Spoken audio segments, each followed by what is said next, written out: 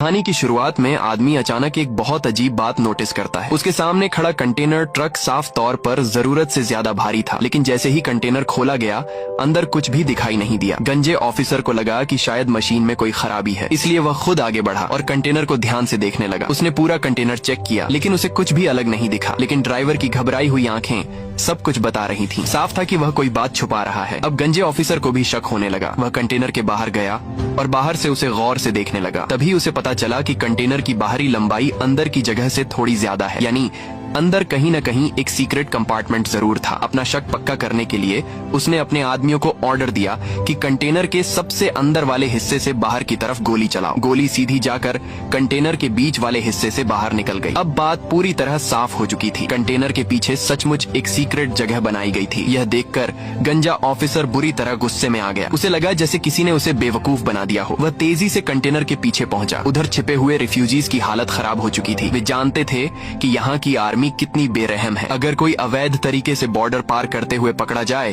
तो उसके बचने की उम्मीद बहुत कम होती है। सभी को लगा कि अब उन्हें गोलियों से मार दिया जाएगा, लेकिन तभी गंजे ऑफिसर ने अचानक अपना रवैया बदल लिया। वह हल्की मुस्कान के साथ बोला, मैं हमेशा से तुम लोगों पर भरोसा करता आया हूँ। मैं यहाँ तुम्हारी मदद करने आया हूँ। उसकी आवाज सुनकर ऐसा लग रहा था जैसे वह सच में उनकी मदद करना चाहता हो, लेकिन छिपे हुए लोगों में से कोई भी बाहर नहीं निकला। धीरे धीरे उसका सब्र खत्म होने लगा। वह अपने आदमियों को गोली चलाने का ऑर्डर देने ही वाला था कि तभी सुनहरे बालों वाली एक लड़की अचानक लोहे का दरवाजा खोलकर बाहर आ गई। उसे देखते ही गंजे ऑफिसर ने अपने सोल्जर्स को हथियार नीचे करने का इशारा किया। फिर वह मुस्कुराते हुए लड़की के पास गया और दोस्ताना अंदाज में बोला कि वह उनकी मदद करने आया है। ये सुनकर लड़की की आंखों में उम्मीद की चमक दिखाई दी। उसे लगा कि आखिरकार उसकी जान बच गई, लेकिन अगले ही पल गंजे ऑफिसर ने बिना एक सेकंड गंवाए ट्रिगर दबा दिया। लड़की की आंखें हैरानी से फैल गईं। वह खून से लथपथ जमीन पर गिर पड़ी। मरते समय भी उसे समझ नहीं आया कि आखिर उसके साथ हुआ क्या। इसके बाद गंजे ऑफिसर ने एक ऑर्डर दिया और फिर कंटेनर के अंदर से दर्दनाक चीखें सुनाई देने लगी। कुछ ही देर में वहां मौजूद सभी लोग